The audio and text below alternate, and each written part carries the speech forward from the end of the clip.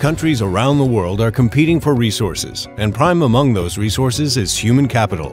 When talent consistently leaves the country of birth for opportunities abroad, it creates a persistent drag on the home country's economy and blights its growth, a phenomenon recognized as brain drain. While brain drain affects the developed world, England, for example, sees over 1.1 million university graduates living and working outside of the country. The pain is most keenly felt in developing countries. A high proportion of high-skilled immigrants do not return to the home country. Overall, up to 1/5 of students who study abroad do not come back, at least not immediately, and there is evidence that those who go for their master's and PhD are least likely to return. An estimated 70% of Chinese students who study overseas never return to their homeland, and around half of African inventors live outside their home country. Due to brain drain, talent becomes scarce, more expensive, and hard to retain, and companies begin chasing few qualified individuals, triggering the cost of talent to become exorbitantly high. One temptation in handling the immigration of those educated out of the country might be to pull back on education initiatives, which could have negative side effects. Migration has been one of the major contributors to the development of the most talent-ready countries such as Singapore, Switzerland, and Canada. Also, the possibility of earning higher income encourages people to take education more seriously and to aspire for higher education.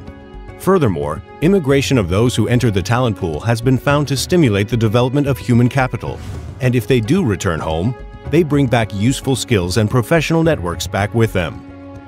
So instead of pulling back, success stories in dealing with brain drain are more attributed to factors beyond the realm of migration policy, such as strong economic growth and relative political stability. Taiwan managed to lure back immigrants from Silicon Valley and build a thriving electronics and technology industry through other tactics.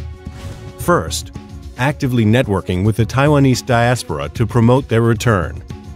Second, subsidizing vocational rather than advanced education so that returnees would find a ready labor force, who in turn would benefit from their initiatives.